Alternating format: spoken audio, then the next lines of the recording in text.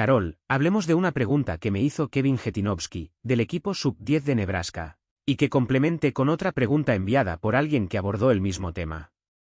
Ya se ha comparado el modelo de periódico tradicional con una operación gigantesca, talar árboles, invertir en máquinas muy caras y mantener flotas enteras de camiones solo para entregar hojas de papel con las noticias de ayer. Y entonces surge la pregunta, en la era de las redes sociales, donde todo el mundo dice que los días de los periódicos están contados, ¿por qué diablos comprar el Omaha World Herald? ¿Podría ser que hubiera algo personal en ello?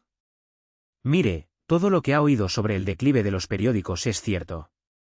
Pero la situación es aún más complicada de lo que parece. El sector se enfrenta a 3 gigantescos retos, y si no resuelve al menos el tercero, las cosas se pondrán aún más feas. Pero no todo está perdido. Pensemos, noticia es lo que no sabías que querías saber. Todo el mundo tiene temas que sigue, ¿verdad? Hace 50 años, el periódico era el único lugar donde se encontraba todo. ¿Quieres alquilar un apartamento? El periódico tenía más información que cualquier otro lugar. ¿Necesitabas un trabajo? Allí estaba la mejor fuente. ¿Querías saber dónde estaban más baratos los plátanos durante el fin de semana? El periódico te dio la respuesta. ¿Querías ver la actuación de Stan Musial en el partido de anoche? El periódico tenía los números. Allí incluso se publicaban los precios de las acciones. El periódico era el centro de todo. Hoy en día, casi nada de esto es exclusivo de los periódicos. Internet ofrece todo esto, y de forma gratuita, la mayor parte del tiempo. Las cotizaciones de acciones llegan en tiempo real a través del celular. Los anuncios clasificados de empleo y bienes raíces migraron a plataformas digitales. Los resultados deportivos están a solo un clic de distancia. Entonces, ¿por qué alguien seguiría comprando un periódico? La respuesta está en lo que solo el periódico local puede ofrecer. El Omaha World Herald todavía me dice cosas que no puedo encontrar en ningún otro lugar. No hay tanto como hace 20 o 30 años, pero sigue siendo información valiosa.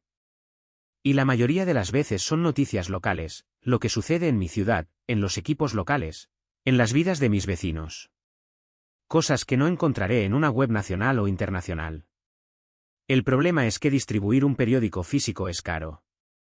Y hay otro agravante, muchos periódicos han empezado a publicar en Internet el mismo contenido, de forma gratuita, que cobran por entregarlo a domicilio. No conozco ningún negocio que haya funcionado así. ¿Cómo se sostiene un modelo en el que se cobra por una versión y se ofrece lo mismo gratis en otros lugares? En los últimos años, algunos periódicos han logrado revertir esta situación, empezando a cobrar por el acceso digital. Es un camino.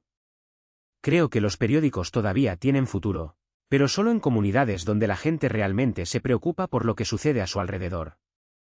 Lugares donde la gente sigue las escuelas locales, los eventos de la ciudad y las historias de los vecinos.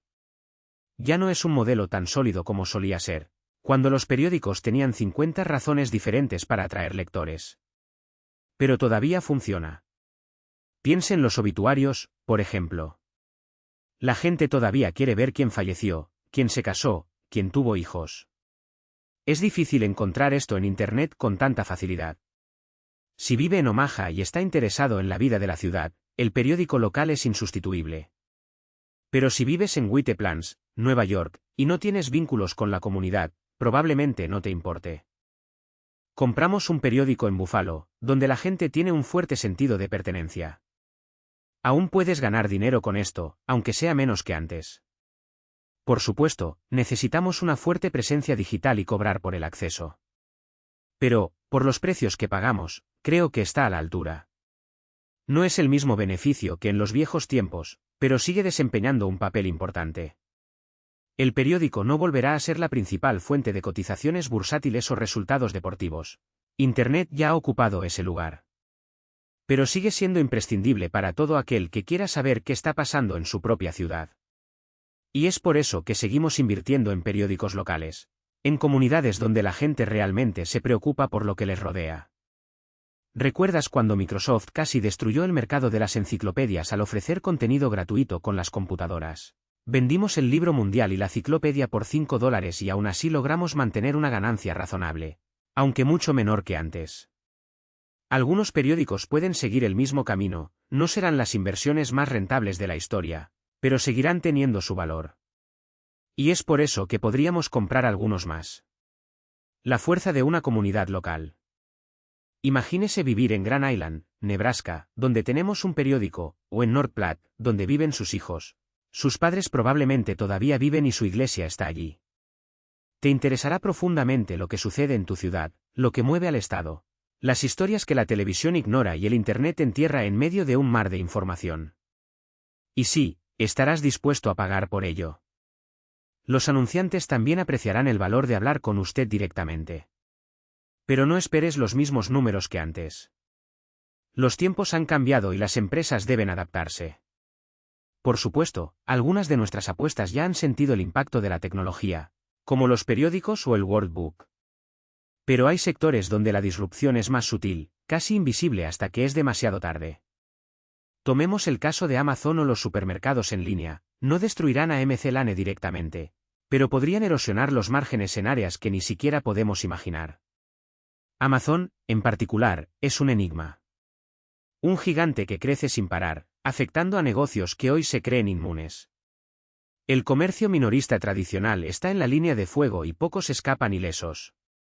Pero no todos son malas noticias.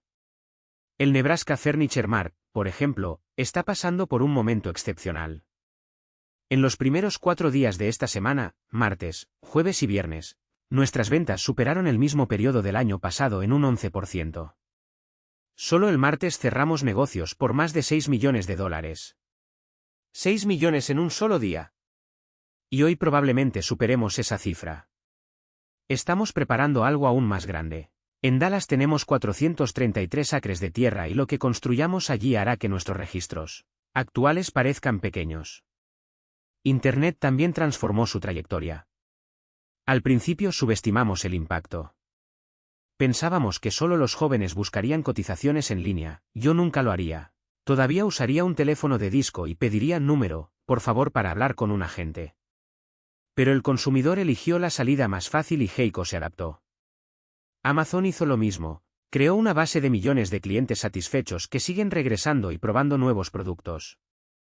Es difícil encontrar a alguien que haya comprado en Amazon y no le haya encantado. Este es el poder de una empresa que comprende lo que quiere el cliente. Pero, después de todo, ¿qué sectores sufrirán más? Charlie tiene una visión clara. Cualquier cosa que se pueda comprar con unos pocos clics en una computadora está en riesgo.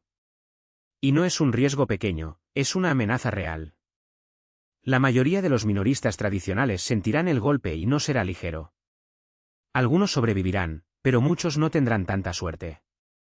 Con esta perspectiva alentadora, pasemos a la siguiente pregunta.